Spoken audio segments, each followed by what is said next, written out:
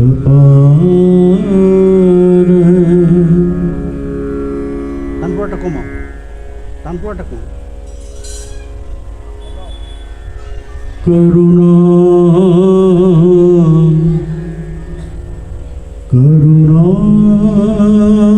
करुणापुरं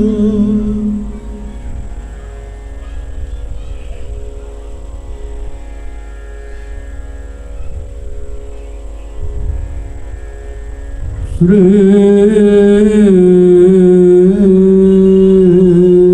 गुरुं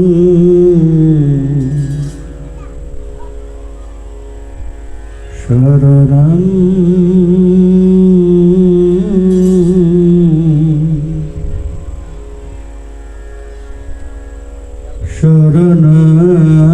शरणं गच्छामि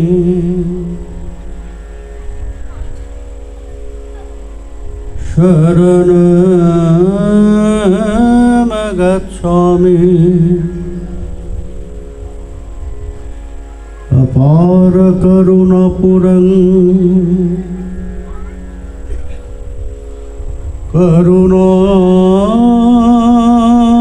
करुणापुरं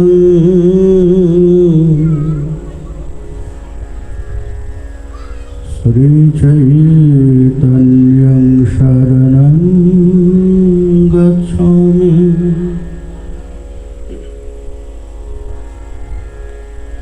शरणं गच्छामि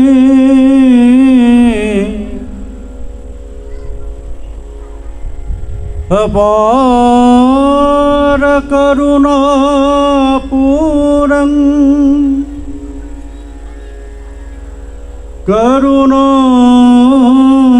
करुणापुरं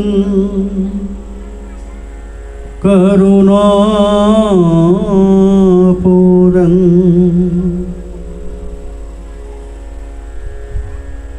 श्री नित्यानन्दं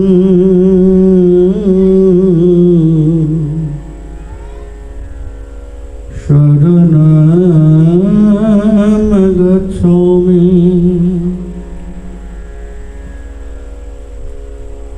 शरणं गच्छामि अपार करुणापुरं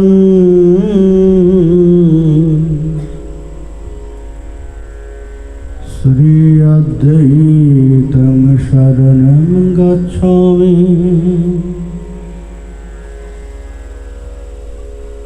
शरणं गच्छामि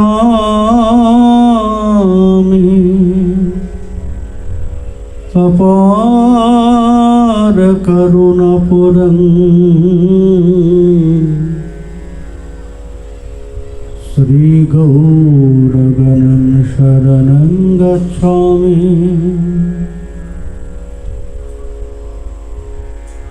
वन्देऽहं श्रीगुरु श्रीयुतपदकमलं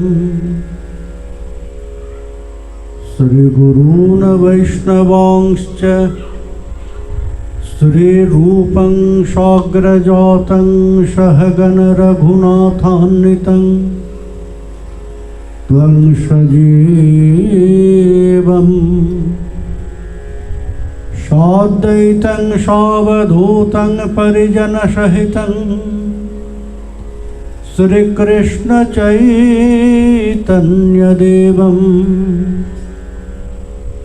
श्री राधा कृष्ण पादान सहगण ललिता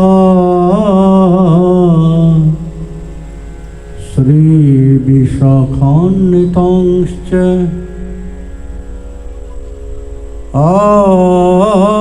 आजानुलम्बित भुजौ कनकावदातो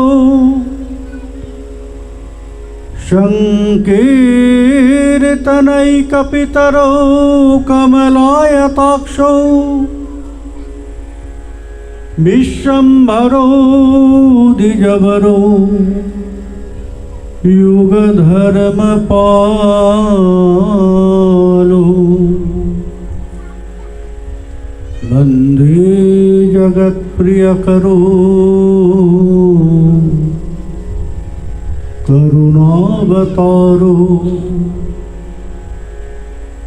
कलहाभिराभिरामं मृगमदतिलकं कुण्डलाक्रान्तगण्डं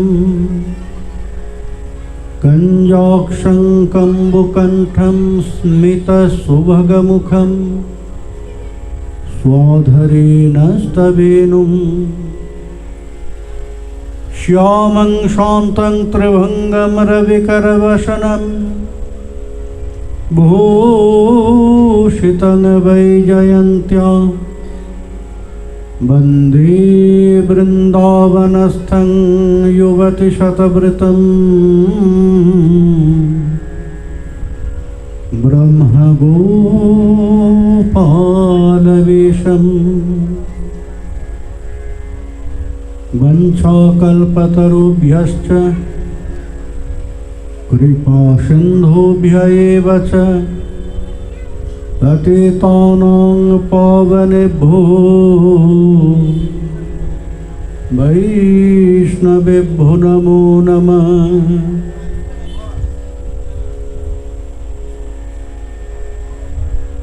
नमः धर्माय महते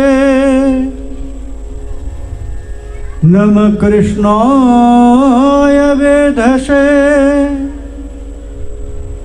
ब्राह्मणेभ्यो नमस्कृत्य धर्मान् वक्ष्य सनातनं तुलसी काननं यत्र यत्र पद्मवनानि च पुराणपठनं यत्र तत्र सन्निहितो हरि नारायणं नमस्कृत्य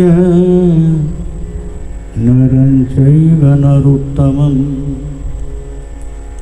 देवीं सरस्वतीं व्यासं ततो जयमुदीरये।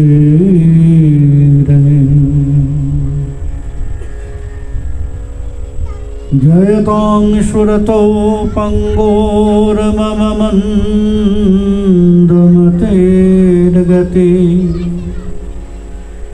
मत्सर्गस्य पदाम्भोजो श्रीराधा मदनमोहनो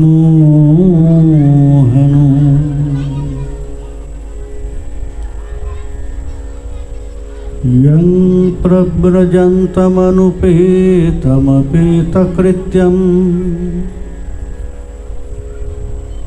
दैपायन विरहकातर आजुहाव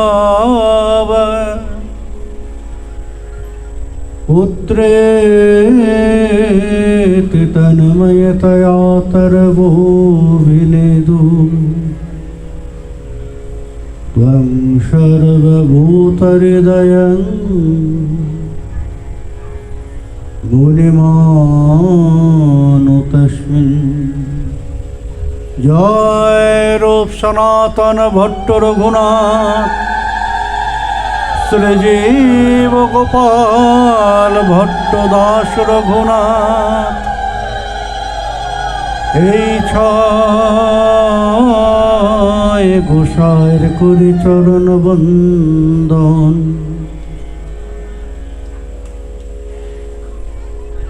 যাহা হইতে বিঘ্ন না অভীষ্ট পুরাণ দেবী তনুতে ভক্তি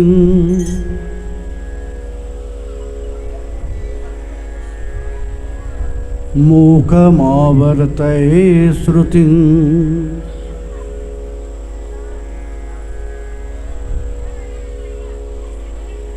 यत्कृपा त्वमहं वन्दे प्राणगोपालकं प्रभुं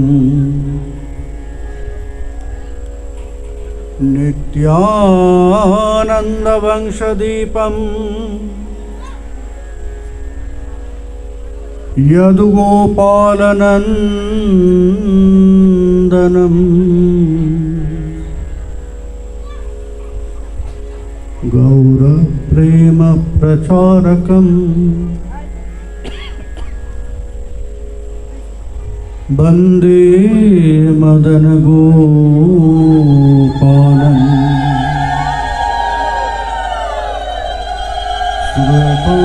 श्रूयतां नित्यं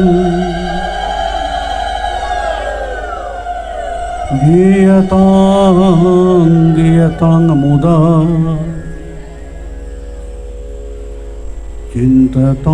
चिन्ततां भक्त्या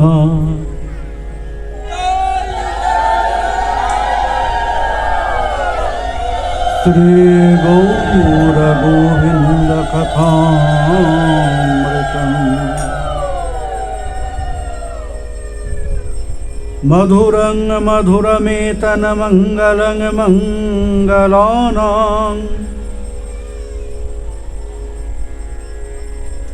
सकलनिगमवल्लिषत्फलं चेद्स्वरूपम्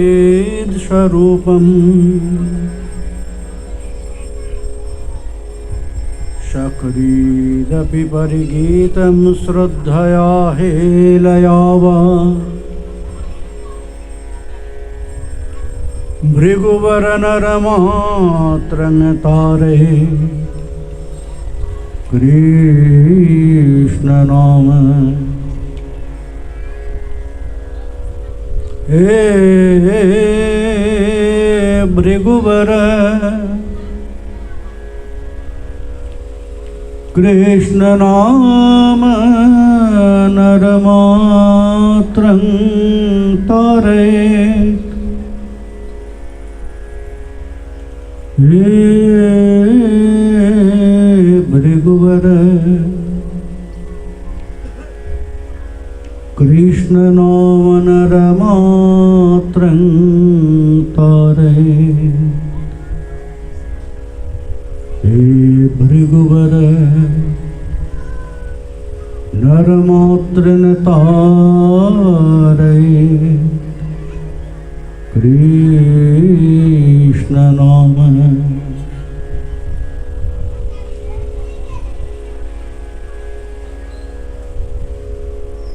मुक्त मध्य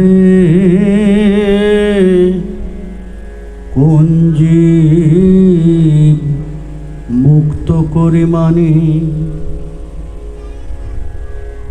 कृष्ण प्रेम जार সেই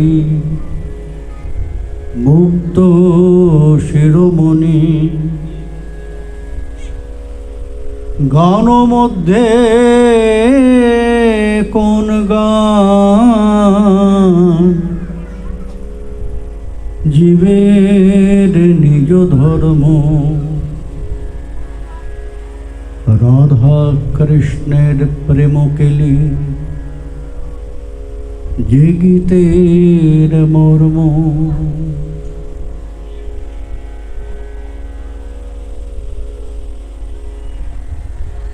পরম কৃপালু একটু গেনটা দাও গেন দাও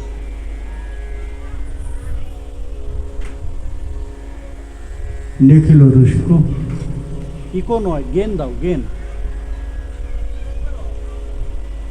ইকো নয় গেন দিতে বলছি গেন গেন একদম মাথারটা একবারে উপরে একবারে মাথারটা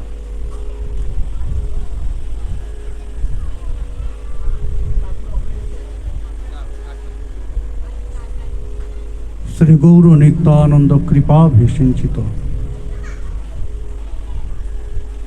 গেনটা বাড়াও বেসের ভলিউমটা দাও গেনটা বাড়াও এটা কমে গিয়েছে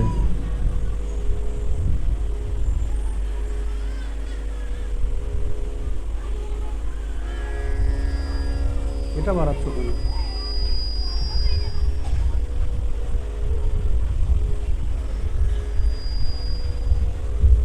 শ্রী গৌর নিত্যানন্দ কৃপাভিষিঞ্চিত কবিরাজ গোস্বামীপাদ বর্ণন করছেন চৈতন্য চরিত কথা, যেখানে আমরা আস্বাদন করছি শ্রীকৃষ্ণ চৈতন্য প্রভুর সাথে রামানন্দ রায়ের অপূর্ব সাধ্য সাধন তত্ত্বের কথা।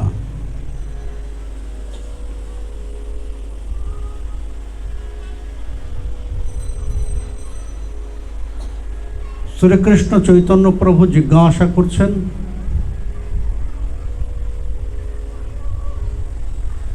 আমাদের জীবনের কথা,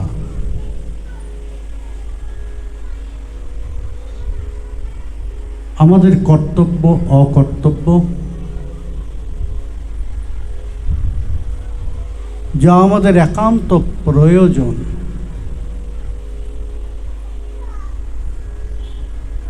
যে চেতনা, যে জ্ঞান আমাদের সাধন জীবনে খুব গুরুত্বপূর্ণ।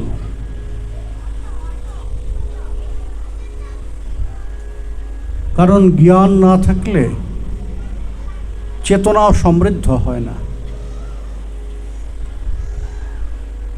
আর চেতনা সমৃদ্ধ না থাকলে আমাদের উপলব্ধি, অনুভব জাগ্রত হয় না। আমরা যে সাধনা করব, ভজন করব, সেই ভজন থেকে কোনো অনুভব, উপলব্ধি লাভ করা সম্ভব হবে না যদি না আমাদের চেতনা সমৃদ্ধ না হয়, জ্ঞান সমৃদ্ধ না হয়। কারণ বুঝে নিতে হবে তো,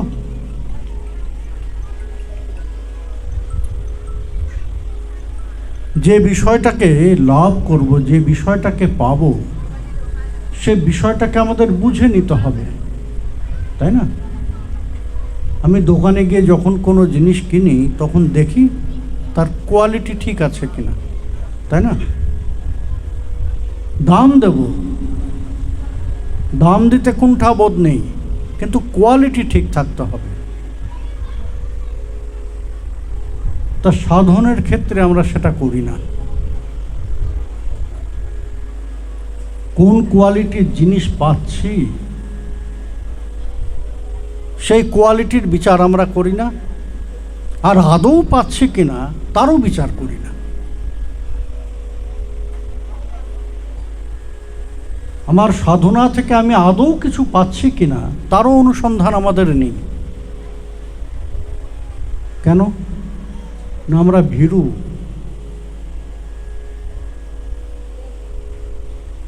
নিজেদের সম্মুখে নিজেরা দাঁড়াতে পারি না।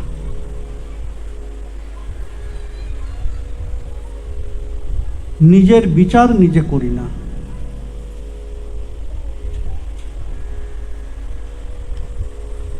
আমাদের বেশিরভাগ জনের সাধনের উদ্দেশ্য কি না? পরিত্রাণ পাওয়া। যে দোষগুলো করছি, যে ভুলগুলো করছি, যে অপরাধগুলো করছি, তার মার্জনা হয়ে গেলেই আমাদের যথেষ্ট।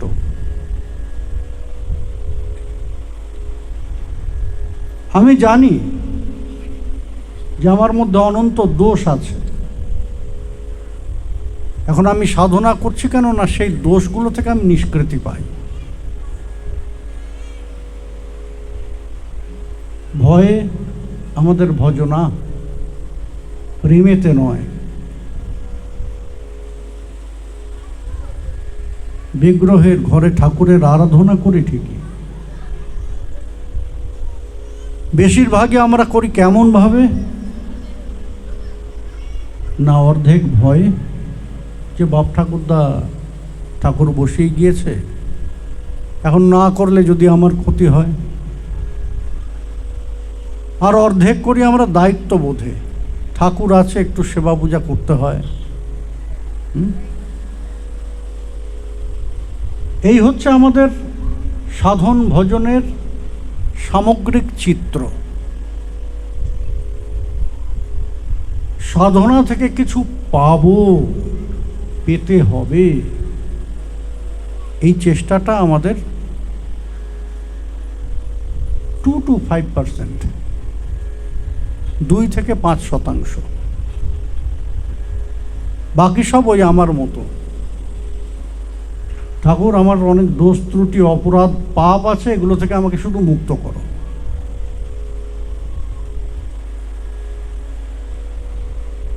এই জন্য এই সাধকদের পর্যায়ের 2টো ভাগ করেছেন। একটা হচ্ছে মুক্তি অনুসন্ধানী, আর আরেকটা হচ্ছে সুখানুসন্ধানী বা আনন্দানুসন্ধানী। তার মধ্যে বেশিরভাগটা কেমন না, ওই আমার মতো মুক্তি অনুসন্ধানী। এর থেকে একটু পরিত্রাণ পাওয়া যায় যথেষ্ট। এই ভবসিন্ধু পার কোনো মতে যদি হতে পারি, আর কিছু চাই না। এই গর্ভ যাতনা থেকে মুক্ত যদি করতে পারি নিজেকে, আর কিছু চাই না। আর আমি এখানে ফিরতে চাই না। ভগবানের আপ্তবাক্য,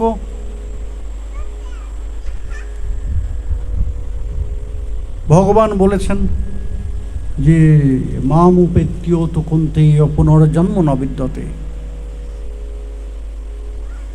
শ্রীমদ্ ভগবদ গীতায় শ্রীকৃষ্ণ অর্জুনকে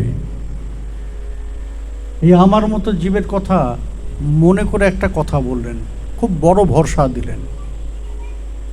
আব্রহ্ম ভুবনা লোকা পুনরাবর্তিন অর্জুন।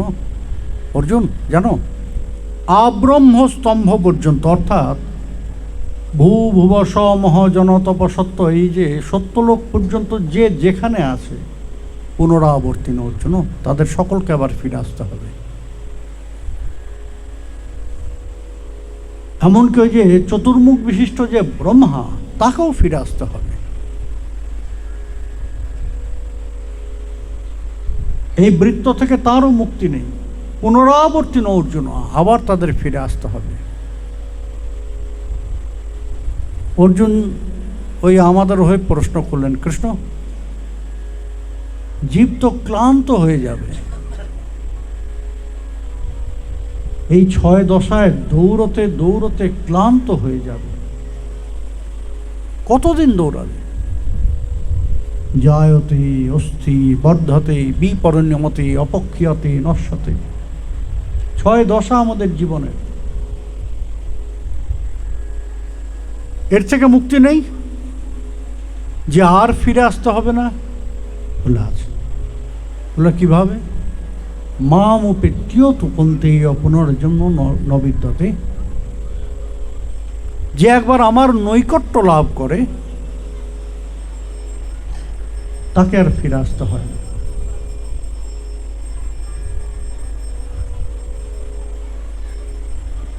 এখন আমি মনে করলাম যে আরে এ তো আমার জন্যই বলেছে ভগবান।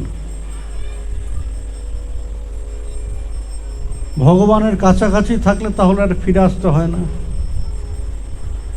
এই চিন্তা করে না, ঠাকুরটাকে সেবা করেই নেই, কিছু সময় তো থাকবো কাছাকাছি, যা হোক কিছু একটা দিয়ে দিলাম, ঠাকুর আপত্তি করবে না। কোনো মতো একটা কিছু দিলেই হলো। ঘরের বাচ্চা কাচ্চা, তাদের ওই স্বাদ মতো কিছু না দিলে তারা কান্নাকাটি করবে, হইচই করবে, খাবে না। একজন আছে যে চুপ হয়ে সব কিছু নিয়ে নেবে, সে হচ্ছে ঠাকুর। ঘরে যিনি ঠাকুর আছেন, আপনি নুন ছাড়া তরকারি দেন, নিয়ে নেবেন, একবারও রাগ করবে না, বলবে না যে নুন নেই তরকারিতে। ঝাল বেশি তরকারি দিয়ে নিয়ে নেবে। আবার কিছুই নেই, কোনো সবজিই নেই, একটু সিদ্ধ অন্ন করে দিলেন, ঠাকুর আজকে তো যাকে দে, খাওয়া তো পাচ্ছি, পেটটা ভরলেই হলো।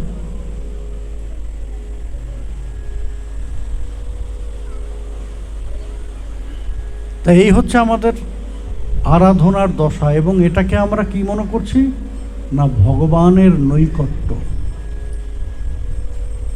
যে ভগবানের নৈকট্য লাভ করলাম, যে না কিছু সময় থাকছি ভগবানের কাছে, সুতরাং আর আমাদের ফিরে আসতে হবে না, ভুল ধারণা।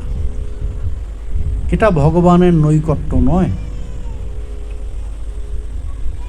দুটো মানুষ পাশাপাশি বসেও দুজনের মধ্যে শতযোজন দূরত্ব থাকতে পারে, এটা জানেন? পাশাপাশি দুজন বসে আছে, তাদের মধ্যে শতযোজন 100 মাইলের গ্যাপ থাকতে পারে, এটা জানেন? কখন না, যদি তাদের দুজনের মন এক না হয়, যদি তাদের মনের মিল না হয়, তাহলে পাশাপাশি বসে থেকেও ওই দুজনের মধ্যে শতযোজনের পার্থক্য থেকে যায়, দূরত্ব থেকে যায়, মানসিকভাবে তারা কাছে নয়। সুতরাং যদি এই জগতের দুজনের ক্ষেত্রে এই বিচার হয় যে মনের মিল না থাকলে, মতপার্থক্য থাকলে দুজনের মধ্যে পাশাপাশি বসেও শতযোজনের দূরত্ব থাকে, তাহলে ভগবানের সাথে এই নৈকট্যটা কি করে হবে যদি তার মনের মতো না হতে পারি আমরা? প্রেম ভক্তি চন্দ্রিকায় এই ভগবানের নৈকট্য লাভের প্রসঙ্গ, অর্থাৎ ভক্তির নিবেদন। তিনি প্রীত কিসে?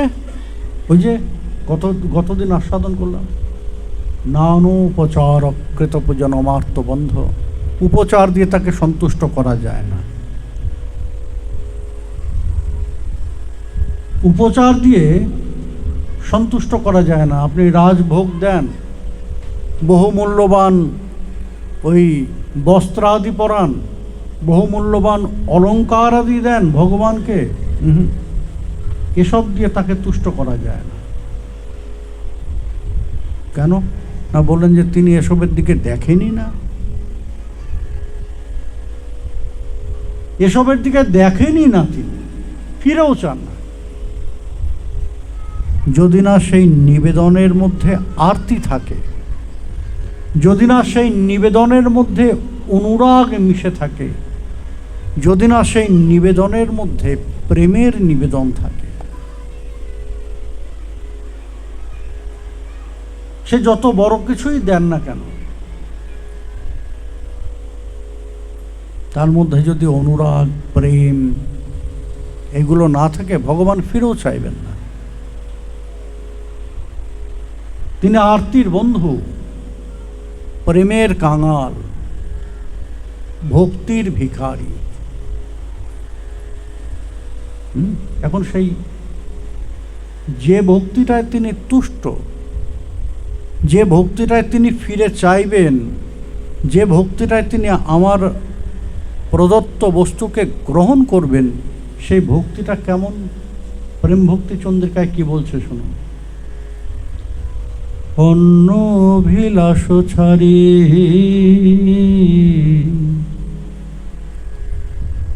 জ্ঞান কর্ম পরিহরি, কায় মনে করিব ভজন, সাধু সঙ্গে কৃষ্ণ সেবা, না পুজিব দেবী দেবা, এই ভক্তি পরম কারণ।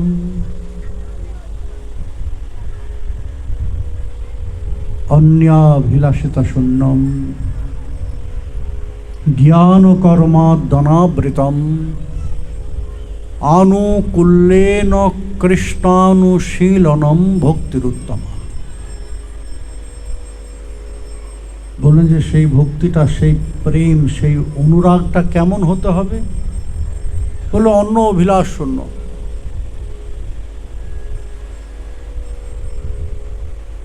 কৃষ্ণ ব্যতীত হৃদয়ে অন্য কোনো অভিলাষ থাকলে চলবে না।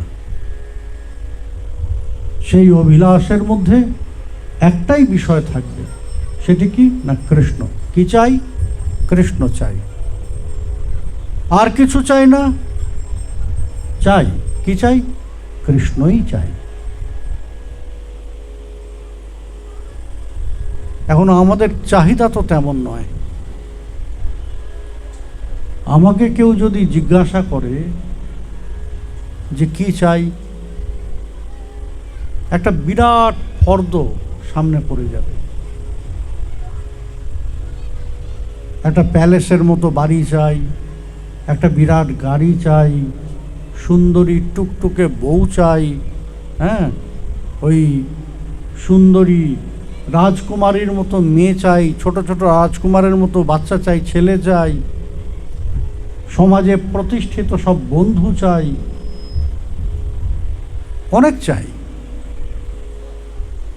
এখন যখন মনে করিয়ে দেবে কৃষ্ণ চাই না, বলে হ্যাঁ কৃষ্ণও চাই। এত কিছুর পরে মনে করেই দিলে মনে পড়ে কৃষ্ণও চাই। বললেন যে না, চাহিদাটা হতে হবে কৃষ্ণও চাই নয়, কৃষ্ণই চাই। ভাবটা এই, একটা হচ্ছে কৃষ্ণও চাই, অর্থাৎ অনেকগুলো চাহিদা তারপর কৃষ্ণ, আর আরেকটা হচ্ছে কৃষ্ণই চাই, কৃষ্ণ ছাড়া আর কিছু আমার প্রয়োজন নেই। তার জন্য অনুশীলনটা কেমন হতে হবে? আমরা যে কাজটা করি, আত্মবৎ সেবা, অবশ্যই সেবা আত্মবৎ। কিছু কিছু ক্ষেত্রে কোনটা আত্মবৎ সেবা? না, এই যে ঠান্ডা লাগছে, আমার ঠান্ডা লাগছে, সুতরাং ঠাকুরেরও ঠান্ডা লাগবে, এখানে আত্মবৎ মনে করতে হবে। আমার গরম লাগছে, অর্থাৎ ঠাকুরেরও গরম লাগছে, এটা আত্মবৎ মনে করতে হবে। কিন্তু আত্মবৎটা ভোজনের ক্ষেত্রে প্রয়োগ করলে চলবে না। যে আমি প্রেশারের রুগী, ডাক্তার আমাকে নুন ছাড়া তরকারি খেতে বলেছে, সুতরাং ঠাকুরও নুন ছাড়া তরকারি খাবে, ও বললে চলবে না। আমরা ওই ভোজনে গিয়ে আত্মবৎ করে ফেলি, যেটা আমি ভালোবাসি সেটা ঠাকুরকে দিই। যেটা যেটা আমি ভোজন করি না, ঠাকুরের ভালো লাগলো, সেটা কোনোদিন পাবে না ঠাকুর। কেননা আমি তো খাবো না, ওটা নষ্ট হবে না, ওটা আনা চলবে না, ওটা নিবেদনও করা যাবে না। তোমার যদি ভালো লাগে অন্য বাড়ি গিয়ে খেয়ে এসো, যাও, আমার বাড়িতে এসব জুটবে না।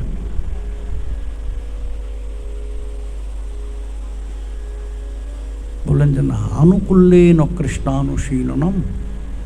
সেবাটা কেমন হতে হবে? জীব গোস্বামীপাদ খুব সুন্দর বলেছেন, শ্রীকৃষ্ণের রুচিপ্রদ রুচিকর বিষয়গুলো সদা সর্বদা হৃদয়ে জাগ্রত রাখতে হবে, যে তিনি এটা ভালোবাসেন, তিনি এটা ভালোবাসেন। এখন এই তিনি এটা ভালোবাসেন শুধু নৈবেদ্য ভোজ্যের ক্ষেত্রে ভাবলে হবে না,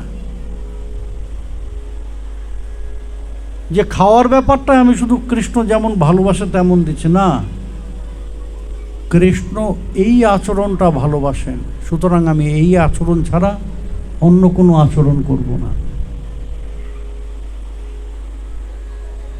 এখন তিনি এটা ভালোবাসেন, শুধু এইটুকু ভাবলেই হবে না, এইটুকু জানলেই শেষ হয়ে যাবে না। কেমনভাবে ভালোবাসেন এটা জানাটাও খুব জরুরি, তাই না? না হলে আবার সম্পূর্ণ প্রীত হবে না। একটা দৃষ্টান্ত দিই, আমি মিষ্টি ভালোবাসি। একজন জানেন যে আমি মিষ্টি ভালোবাসি, এক হাঁড়ি রসগোল্লা নিয়ে চলে এলেন। এক হাঁড়ি রসগোল্লা নিয়ে চলে এসে ভাবলেন যে আরে বাপরে, আমাকে খুব সন্তুষ্ট করে দিয়েছেন, আপনার জন্য নিয়ে এসেছি। কি এটা? রসগোল্লা। রসগোল্লা কেন এনেছো? বলে না, আপনি মিষ্টি ভালোবাসেন, শুনেছি আমি, ওই যে বলেছে। বলে হ্যাঁ, মিষ্টি ভালোবাসি, কিন্তু রসগোল্লা নয়। আমি চমচম ভালোবাসি, পোড়াবাড়ির চমচম। আমি লাড্ডু ভালোবাসি, আমি কাজু বরফি ভালোবাসি, রসগোল্লা নয়। তাহলে তিনি জানলেন যে আমি মিষ্টি ভালোবাসি, জানাটা ভুল নয়, কিন্তু জানাটা সম্পূর্ণও নয়।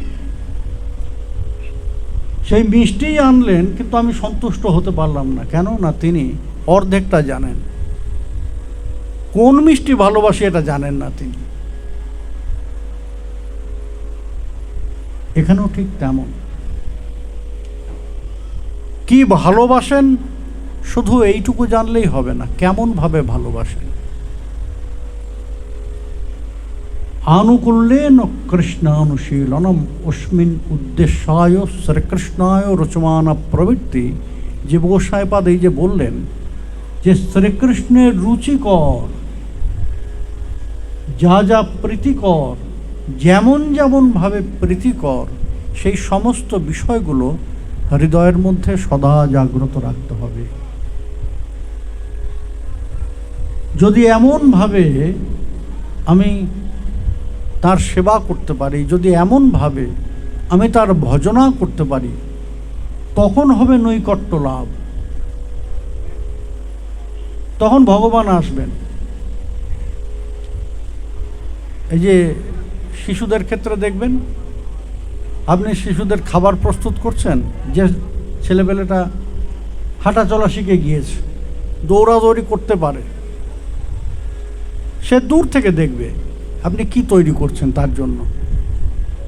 তার যদি পছন্দের জিনিস হয়, আগেই কাছে এসে বসে তাকিয়ে তাকিয়ে দেখবে। আর যদি পছন্দের জিনিস না হয়, ধারে কাছেই আসবে না, আনতেই পারবেন না ধারে কাছে। ডেকে হেঁকে পিঠের মধ্যে কিল মেরে তখন এসে বসাতে হয়, হাত ধরে জোর করে খাওয়াতে হয়, তাই না? ভগবানের ক্ষেত্রেও ঠিক এইটা। তার রুচিকর বস্তু যদি আপনার হৃদয়ের মধ্যে তৈরি না হয়, তাহলে তিনি দূর থেকে ঘোরাঘুরি করবেন, কাছে আসবেন না।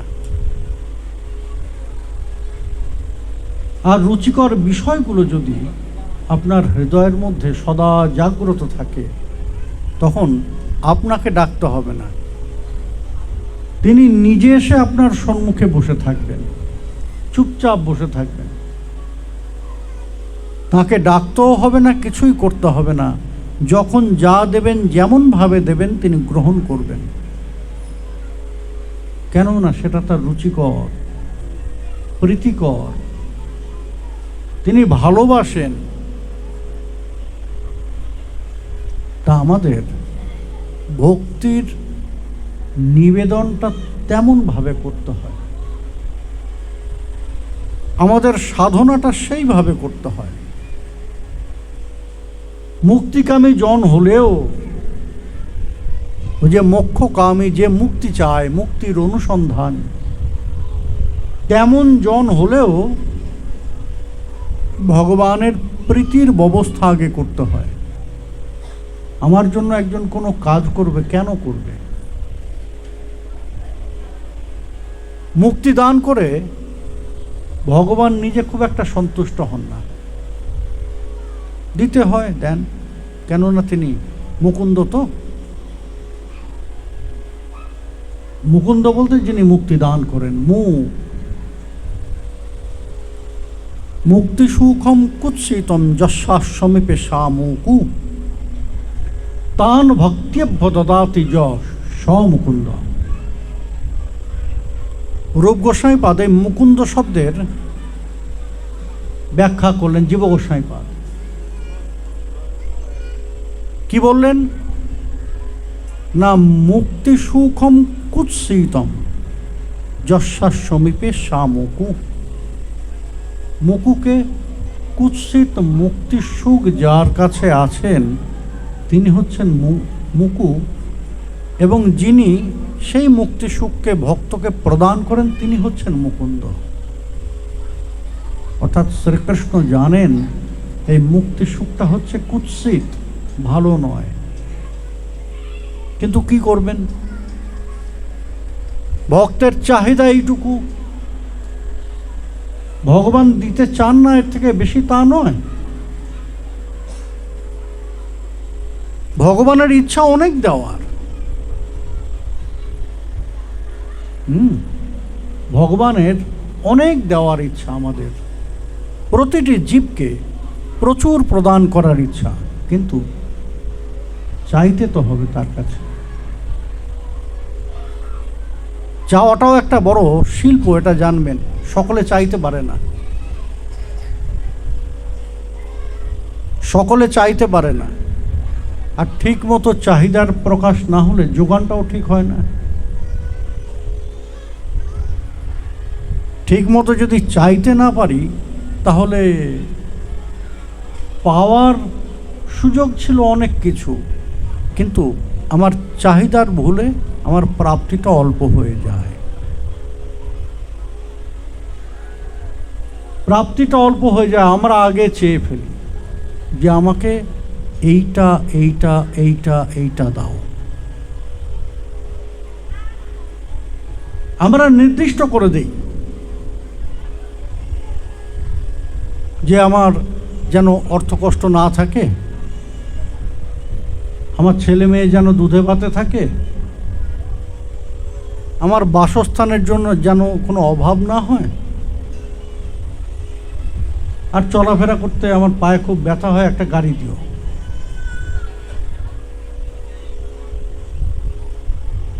ভগবান অনেক কিছু দিতে চেয়েছিলেন, কিন্তু তার ইচ্ছাটাকে আমি দমিয়ে দিলাম। যারে আমি তো অনেক কিছু দিতে চাই, কিন্তু এর তো চাহিদা এইটুকু।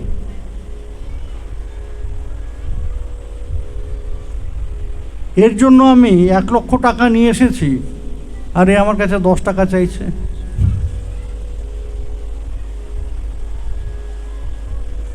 চাইলে আর একটু চাইলে 1 কোটিও দিতে পারতাম, কিন্তু এ আমার কাছে 10 টাকা চাইছে, কি করব? চাওয়ার জন্য হৃদয়টাকে বড় রাখতে হয়, চেতনা বড় রাখতে হয়। এক রাজা, সে তার প্রজাদের খুব ভালোবাসে। মাঝে মাঝেই সে ছদ্মবেশে ওই রাজ্যে ঘুরে বেড়ায় প্রজারা কেমন আছে এটা দেখার জন্য। তা শীতকাল, একদিন রাজা বেরিয়েছেন এমন ছদ্মবেশে, রথে চড়েই বেরিয়েছেন, কিন্তু রাজবেশে নয়। তা দেখছেন যে পথের ধারে এক দিন দরিদ্র ভিখারি, সে শীতে খুব কষ্ট পাচ্ছে, শরীরটা কাঁপছে। শুধু শীতে কাঁপছে তা নয়, শরীর দুর্বল তার খুব। হয়তো অনেকদিন খাওয়া দাওয়া পায়নি, ঠিকমতো খাওয়া দাওয়া পায় না। রাজার দেখে খুব দয়া হয়েছে যে আমার রাজ্যে এমন নিরাহারে রয়েছে, তা তো হতে পারে না। রাজার মন তো অনেক বড়, রথ থেকে নেমেছে। সে ভিখারির কাছে গিয়ে নিজের গা থেকে যে অঙ্গবস্ত্রটি ছিল, চাদরটি ছিল, খুলে তার গায়ে জড়িয়ে দিয়েছেন। তোমার খুব কষ্ট, তাই না? আগে আপনার মতো দয়ালু আমি দেখিনি এর পূর্বে কখনো। আমি সত্যি ঠান্ডায় খুব কষ্ট পাচ্ছিলাম। তা দয়ালু টয়ালু বলে রাজার বন্দনা করাতে রাজা খুব প্রীত হয়েছে, বলে যে বলো তোমার কি চাই, তুমি যা চাইবে আমি তাই দেবো তোমায়।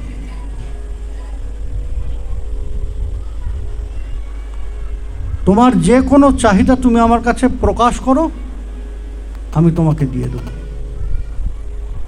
আমি রাজা, রাজা নিজের পরিচয় দিলেন, আমি এই দেশের রাজা, সুতরাং বুঝতে পারছো, তুমি যা চাইবে আমি তোমাকে তাই দিতে পারি, আমার সেই সামর্থ্য আছে। সম্মুখে রাজা, ভিখারি তো আনন্দে আত্মহারা। আমি যা চাইব দেবেন মহারাজ? বলে হ্যাঁ। ভেবে বলো, যা চাইবে আমি তাই দেব। মহারাজ, বহুদিন আমি গুড় দিয়ে পান্তা ভাত খাইনি।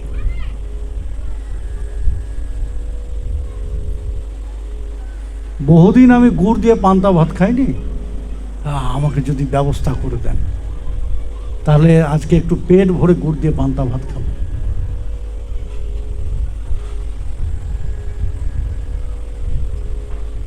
মহারাজ চিন্তা করে দেখলেন যে দেখো অবস্থা, এ চাইতেও জানে না,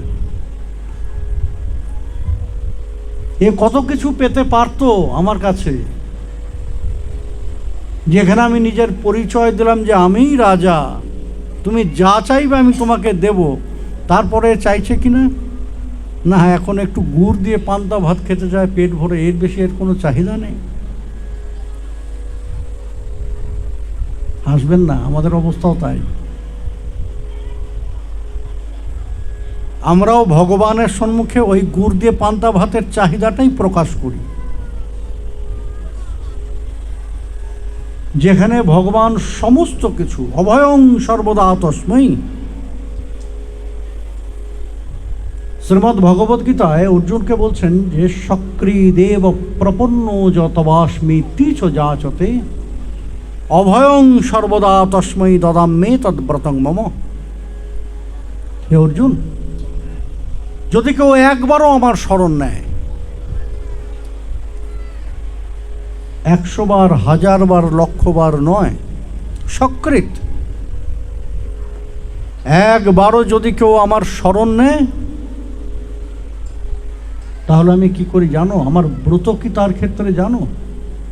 অভয়ং সর্বদা তস্মৈ, সর্বপ্রকারে অভয় প্রদান করা, এটা আমার ব্রত।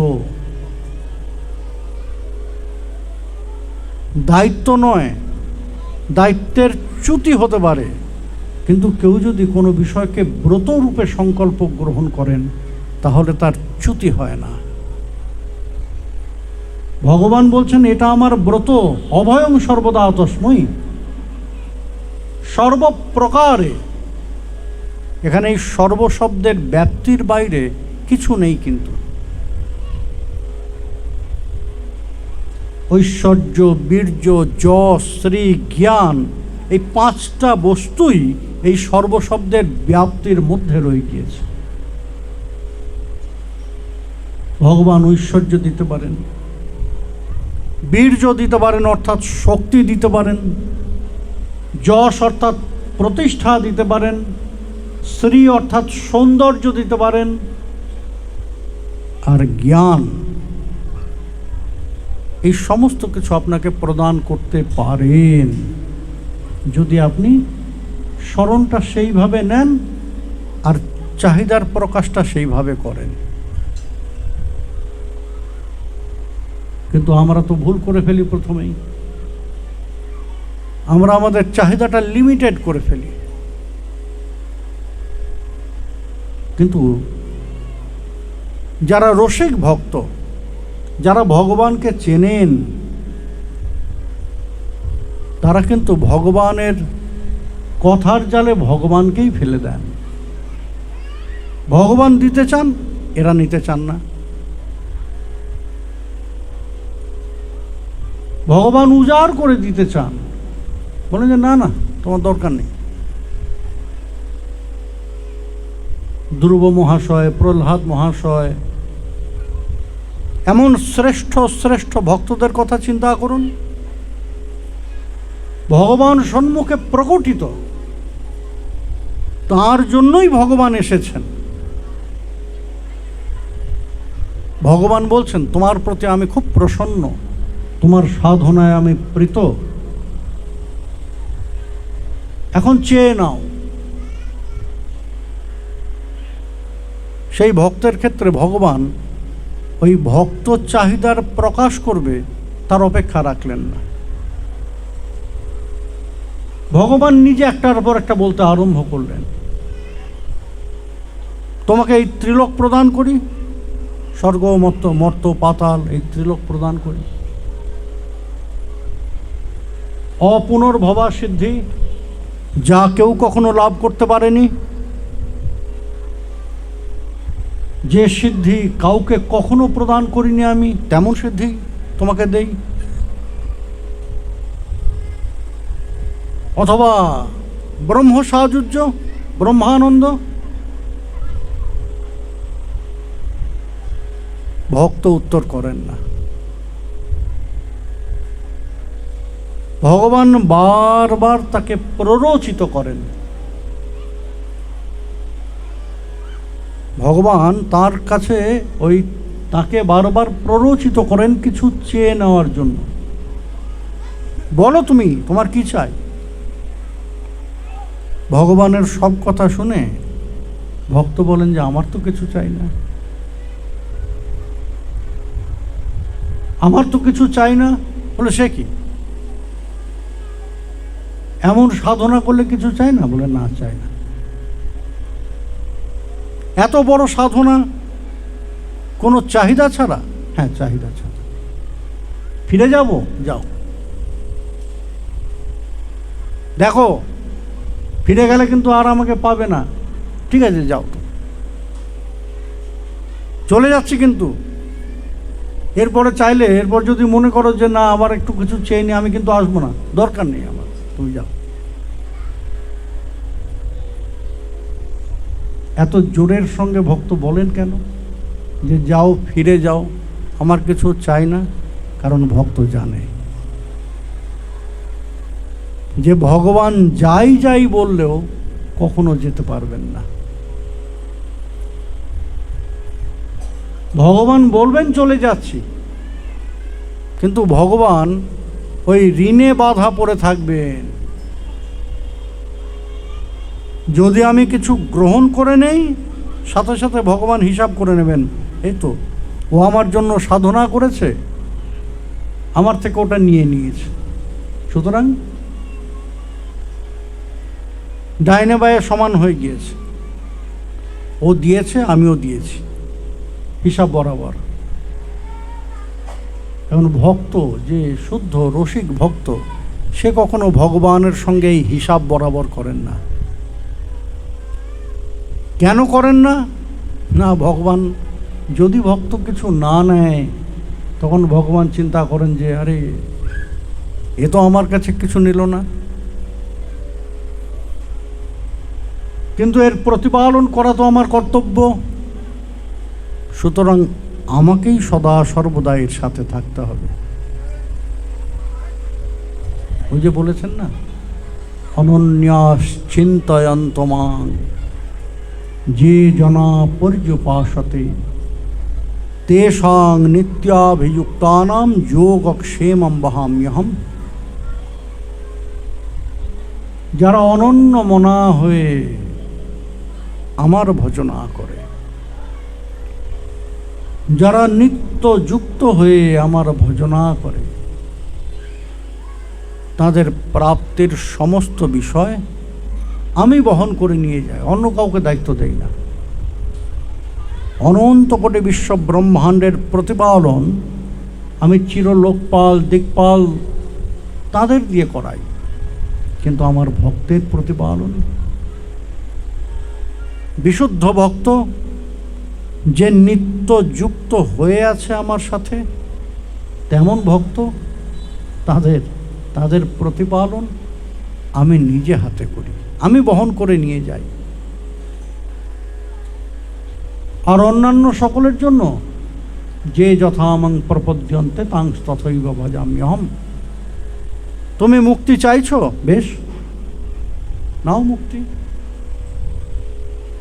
হিসাব শেষ এখানেই, আর তোমার সাথে আমার কোনো সম্বন্ধ নেই। তুমি সাধনা করেছো, আমি প্রীত হয়েছি, তুমি মুক্তি চেয়ে নিয়েছো, যাও মুক্তি দিয়ে দিলাম, এখানেই শেষ। রূপ গোস্বামী পাদ এই মুক্তিকামী জনদের কথা, যারা এমনভাবে মুক্ত হতে চান, এই আমার মতো যারা যে সংসারের জ্বালা যন্ত্রণায় দগ্ধ হয়ে যে ঠাকুর আর কিছু চাই না, এই সংসার থেকে আমাকে মুক্ত করো, আমি মুক্তি চাই, সেই আমার মতো মানসিকতার জনদের কি বললেন রূপক গোস্বামীপাদ? ভক্তি মুক্তি স্পৃহা যাবৎ পিশাচি হৃদি বর্ততে। বলেন যে ভগবানকে পেয়ে, যাকে সামনে পেয়ে স্বয়ং ভগবানকে চেয়ে নিতে পারত, সেই ভগবানকে না চেয়ে যারা ভোগ বাসনার ভোগের বিষয়কে কামনা করে নেয়,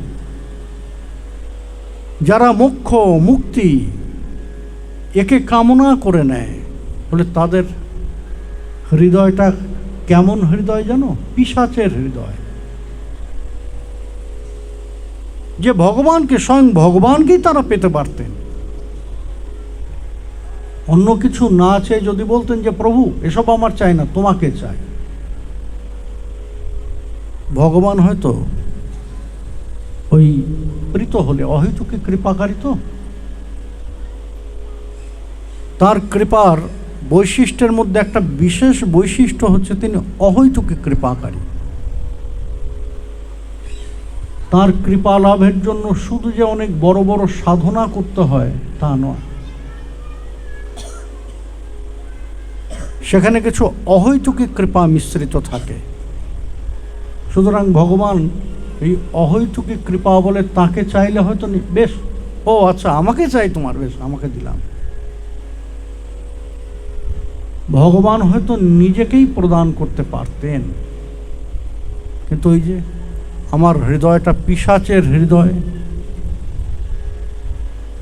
আমি ভোগের বিষয় ছাড়া আর কিছু ভাবতে পারি না, আমি মুক্তির বিষয় ছাড়া আর কিছু ভাবতে পারি না,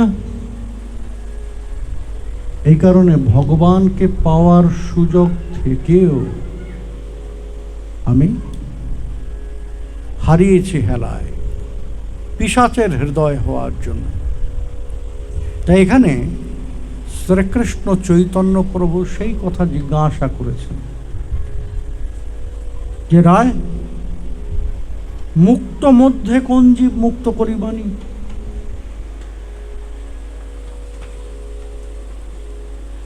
সাধকের মধ্যে দুটো প্রকারের কথা বলেছে, মুক্তিকামী জন, মোক্ষকামী জন, আর আনন্দ অনুসন্ধানী, সেবা সুখানুসন্ধানী এমন জন। এখন এই যে যারা মুক্ত হতে চাইছেন, তারা কি প্রকৃত মুক্ত হচ্ছেন? যারা মুক্তি লাভ করছেন, তাদের সেই মুক্তি লাভের বৈশিষ্ট্য কত দূর? মুক্তি কত প্রকারের আছে জানেন? 5 প্রকার। সালোক্য, সামীপ্য, সার্ষ্টি, সারূপ্য আর সাযুজ্য।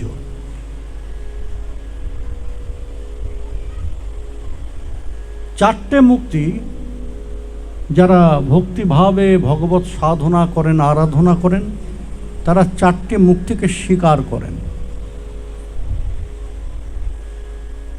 কিন্তু সাযুজ্য মুক্তিকে তারা গ্রহণ করেন না। যারা আবার ব্রহ্মানন্দের অনুসন্ধানী, তারা সেই সাযুজ্য মুক্তিকে স্বীকার করেন। সাধক সাধনা করছে, সাধনা করতে করতে সিদ্ধি লাভ হলো। ভগবান এলেন, কি চাও? যারা সামান্য মুক্তিকামী, তারা বললেন যে এই সংসার বন্ধন থেকে মুক্ত করে দাও, আর যেন আমাকে ওই পুনরপি জননম পুনরপি মরণম পুনরপি জননী জঠরে শয়নম, এই যে চক্র, এই চক্র থেকে আমাকে মুক্ত করে দাও, আর যেন আমাকে আসতে না হয়। বেশ, দিলাম, তোমাকে মুক্ত করে। সিদ্ধলোক প্রাপ্ত হলেন। এখন আরেক দল, তাদের মুক্তির চিন্তাটা অন্যরকম। ভগবান এলেন, অনেক কিছু দিতে চাইলেন, এই লোক নাও, ওই লোক নাও, এই সিদ্ধি নাও, সেই সিদ্ধি নাও। তারা বলেন যে না, চাই না। কি চাও? তোমার সেবা করতে চাই, তোমার সেবা করতে চাই। বেশ, সেবা যদি করতে চাও, আমি থাকি আমার নিত্যধামে, তুমি এখানে থেকে আমার সেবা করবে কি করে? তাহলে তোমাকে একটা মুক্তি স্বীকার করতে হবে। বলে, কোন মুক্তি? শালক্য মুক্তি। আমার ওই লোকে যেতে হবে। বেশ, তাই স্বীকার করলাম, আর কোনো মুক্তি চাই না, শুধু তোমার সেবা করব বলে এই একটা মুক্তিকে স্বীকার করলাম, আর কোনো মুক্তি চাই না। বলেন যে না, এখানেই তো হবে না, ওইখানে গিয়ে আমার সেবা করবে, তার বাধক আসবে তো। বলে, কেমন? তোমার এই যে জরাজীর্ণ দেহটা, পিত্ত, বায়ু, কফের উদ্বেগ আছে, কত শত রোগের বাসা এটা। এই জরাজীর্ণ দেহটা নিয়ে তুমি আমার লোকে গিয়ে তো আমার সেবা করতে পারবে না। সেখানে তোমার নানা রকম প্রাকৃতিক উদ্বেগ আসবে, তখন সেবায় বিঘ্ন হবে। বলে, এটা না হয় তেমন কোনো ব্যবস্থা করো। বলে, তাহলে আরেকটা মুক্তি নিতে হবে। বললেন, কি মুক্তি? সারূপ্য মুক্তি। অর্থাৎ এই দেহটার পরিবর্তে নিত্য একটা দেহ আমার ধামের উপযোগী, সেই দেহটাকে তোমাকে স্বীকার করতে হবে, সারূপ্য মুক্তি নিতে হবে। বেশ প্রভু, এই মুক্তিটাও নিলাম, আর নেব না।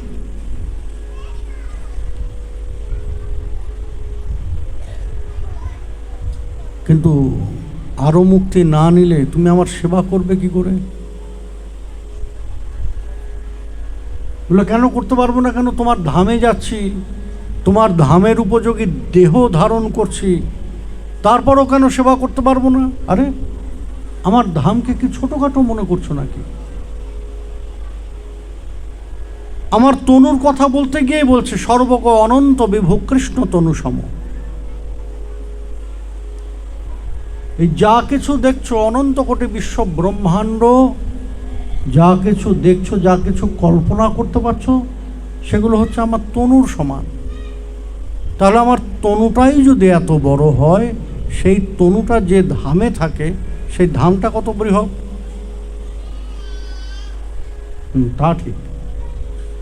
সেই ধামের এক প্রান্তে তুমি থাকলে, আমি থাকলাম আমার মন্দিরে, তুমি আমার সেবা করবে কি করে? কি করে সেবা করবে? বলে, তাহলে তুমি আমাকে কাছাকাছি রাখো। ওই আরেকটা মুক্তি নিতে হবে। কি? সামীপ্য মুক্তি। অর্থাৎ আমার নিকটে থাকতে পারবে তাহলে। বলে, ঠিক আছে, তাই নিলাম। এই তিনটে স্বীকার করলাম। বলে, আমার সেবা করবে, তোমার এই জীর্ণ শীর্ণ এই বস্ত্র পরে, এই মাটির ভাঙা পাত্রে আমার সেবা করবে।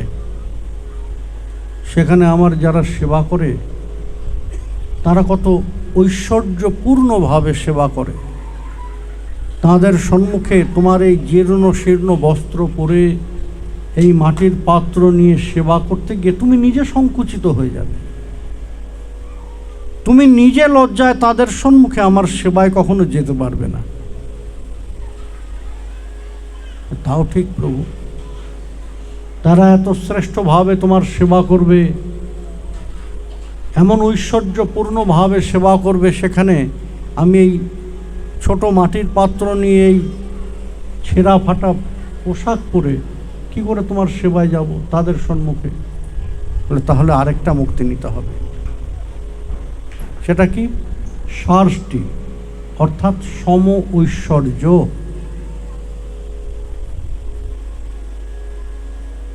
সেখানে আমার মতো ঐশ্বর্যের অধিকারী হবে তুমি। বলে বেশ, তোমার সেবার জন্য এই 4টেকে আমি গ্রহণ করলাম, কিন্তু ওই সাজুজ্য মুক্তিকে দিও না।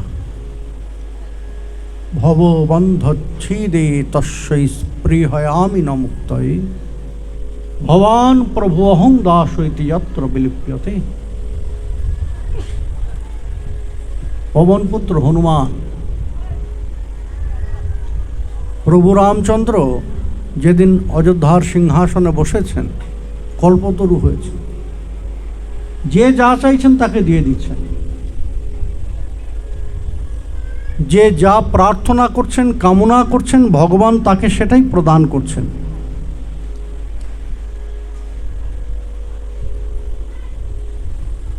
এখন সকলে এসে চাইছে, ভগবান দিচ্ছেন। চরণপ্রান্তে করজোরে হনুমান রাম সীতার যুগলচরণ মাধুরী আস্বাদনে ডুবে আছেন।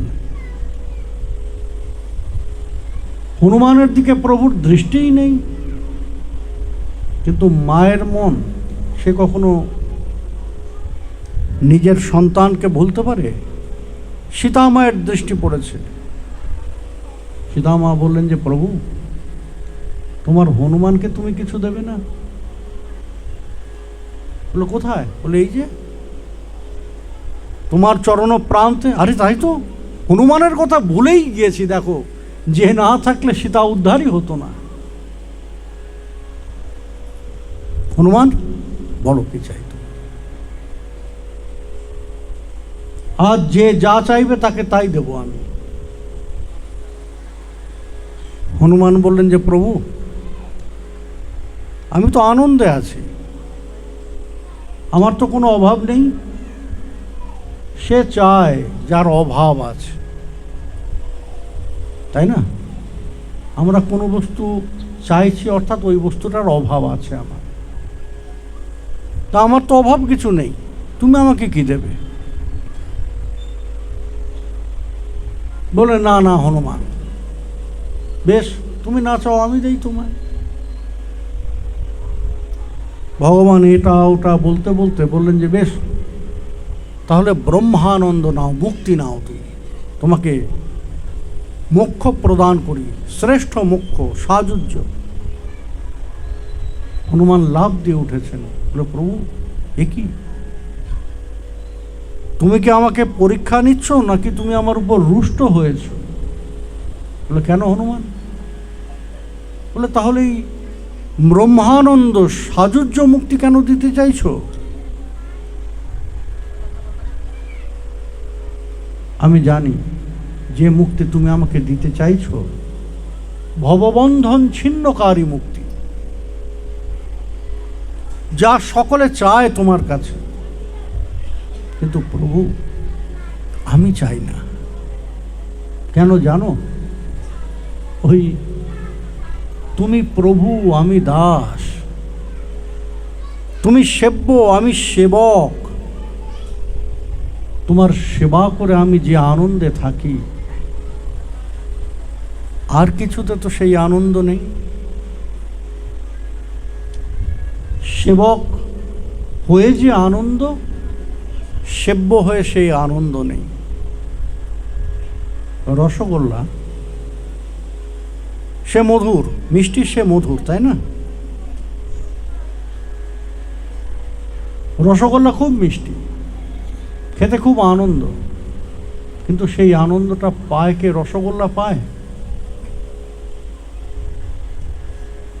রসগোল্লার আনন্দটা কি রসগোল্লা কখনো জানে? জানে না। রসগোল্লাটা যে খায় সে জানে রসগোল্লার আনন্দ কি। এখন রসগোল্লা খেতে গিয়ে রসগোল্লা হয়ে গেলাম, তাহলে আর আনন্দ কোথায়? হনুমান সেই কথাই বলছেন যে আমি আস্বাদন করে আনন্দ পেতে চাই, আস্বাদ্য হতে চাই না। সেবক হয়ে তোমার সেবানন্দে ডুবে থাকতে চাই, সেব্য হয়ে সেবকের সেই আনন্দ থেকে নিজেকে দূরে নিতে চাই না। প্রভু, তুমি প্রভু আমি দাস, এই সম্পর্কের বিলোপকারী, যতই ভববন্ধন ছিন্নকারী হোক, সেই মুক্তির আমার প্রয়োজন নেই। সাধক ততটুকুই গ্রহণ করেন, রসিক ভক্ত ততটুকুই গ্রহণ করেন যতটুকু তার সেবার জন্য প্রয়োজন। রামানন্দ রায় সেই কথাই বললেন যে প্রভু, তুমি যে জিজ্ঞাসা করেছ কোন জীব প্রকৃত মুক্ত, যারা ওই সংসার বন্ধন থেকে, ভববন্ধন থেকে নিজেদের মুক্ত করতে চান, তারা যথার্থ মুক্ত নন। তারা যথার্থ মুক্ত নন। যথার্থ মুক্ত কারা জানো? যারা সংসারের এই আসক্তির বন্ধন থেকে নিজেকে মুক্ত করে কৃষ্ণানন্দে, সেবানন্দে নিজেদের ডুবিয়ে দিতে পারেন, তারাই প্রকৃত মুক্তজন। কেননা শ্রেষ্ঠ আনন্দের আস্বাদন তারা লাভ করে, আর সমস্ত কিছু তাদের কাছে ওই লঘু হয়ে যায়। আপনি রসগোল্লা খাওয়ার পর পায়েস খাবেন, ফিকে মনে হবে, তাই না? রসগোল্লা যদি একবার খেয়ে নেন, এই জন্য পর্যায় আছে, আমাদের ভোজনের পর্যায় আছে। প্রথমে আমরা তিতো খাই, তারপর ঝাল খাই, তারপর অম্ল অর্থাৎ টক এগুলো খাই, আর শেষে মধুরেণ সমাপয়েত। সেই মধুরেণ সমাপয়েতের মধ্যেও আবার পর্যায় আছে। যদি পিঠে টিঠে থাকে, সেই পিঠে টিঠেগুলো আগে খাই, তারপর পায়েসান্ন থাকলে পায়েসান্ন নেই, আর একদম শেষে কড়া মিষ্টি অর্থাৎ রসগোল্লা, চমচম এগুলো একদম শেষে নেই, তাই না?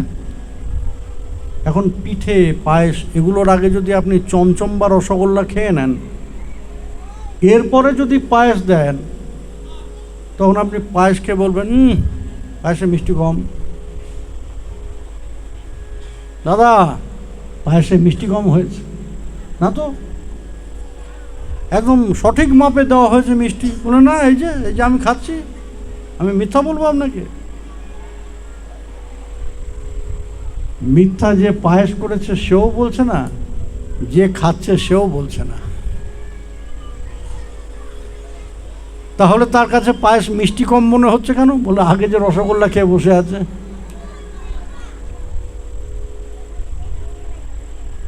আগে যে রসগোল্লা খেয়ে বসে আছে তার কাছে পায়েস মিষ্টি কমই মনে হবে, পিঠে মিষ্টি ছাড়াই মনে হবে, যে পিঠাতে মিষ্টি দেয়নি।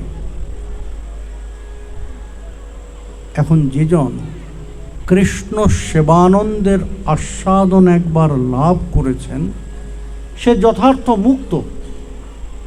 কেন না, আর সমস্ত আস্বাদন তার কাছে মিষ্টি কম বলে মনে হয়, সে ওই দিকে আসক্ত হতেই পারে না। তার মন অন্য কোনো দিকে আসক্ত হতেই পারে না। সে কারণেই প্রভু কৃষ্ণ প্রেমজার, সেই মুক্ত শিরোমণি, যে সেই অপ্রাকৃত কৃষ্ণ প্রেমরসের আস্বাদন করেছে, সর্বোচ্চ আনন্দের আস্বাদন তারও হয়ে গিয়েছে। কারণ তার থেকে শ্রেষ্ঠ আস্বাদন, মধুর আস্বাদন আর কিছু হতে পারে না। সে তুমি জাগতিক আনন্দ বলো আর পরাজাগতিক আনন্দ বলো,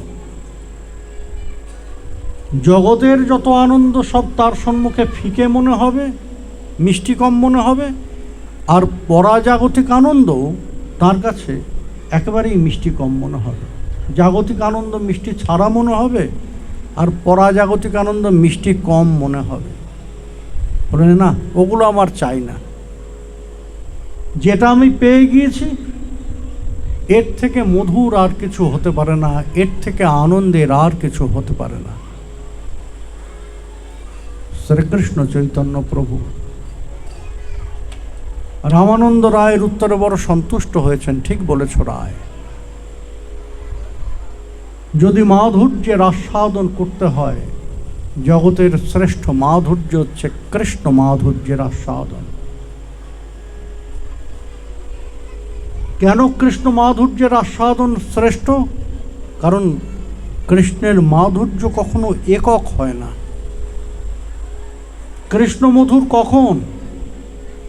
যখন শ্রীমতী রাধারানী তার সাথে আছেন, বামে আছেন, তাই না? আম, সব আম কি মিষ্টি? সব আম মিষ্টি না। কৃষ্ণ তিনি মধুর, কিন্তু কখন মধুর? যখন শ্রীমতী রাধারানী তার সঙ্গে আছেন, তখন কৃষ্ণ মধুর। না হলে ওই কখনো পানসে হতে পারেন, কখনো টক হতে পারেন। যেমন এক এক আমের এক এক রকম স্বাদ। সেই জন্যই শ্রেষ্ঠ কৃষ্ণ মাধুর্যের আস্বাদন যে শ্রীমতীর সহিত শ্রীকৃষ্ণ মাধুর্যের আস্বাদন একবার লাভ করেছেন, তার কাছে আর কোনো মাধুর্য শ্রেষ্ঠ বলে মনে হয় না, আর কোনো বিষয়ে তার মন আসক্ত হয় না। ঠিক বলেছ রায়। সেই মুক্ত শিরোমণি যে কৃষ্ণ প্রেমরসের আস্বাদন করেছে, কৃষ্ণ মাধুর্যের আস্বাদন করেছে। রায়, আচ্ছা,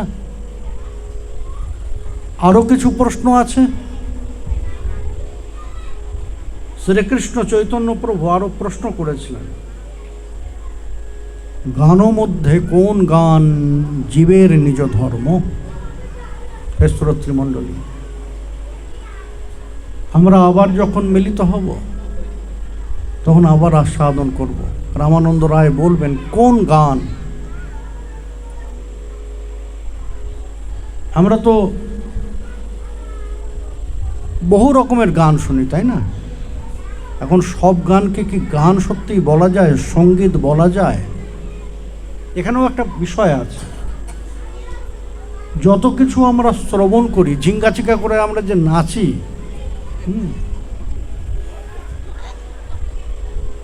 সব গানকে কি সঙ্গীত বলা যায়? শ্রীকৃষ্ণ চৈতন্য প্রভু তেমনই এক প্রশ্ন করেছেন, কোন গান জীবের নিজ ধর্মের অন্তর্ভুক্ত? কোন গানকে জীব সঙ্গীত বলে গ্রহণ করবেন এবং জীবনের অঙ্গভুক্ত করবেন? রামানন্দ রায় উত্তর দেবেন, আবার যখন মিলিত হব, তখন আমরা সেই কথাগুলো আস্বাদন করব। এবারের মতো সাধ্য সাধন তত্ত্বের কথার, সাধন কথার এখানেই বিশ্রাম।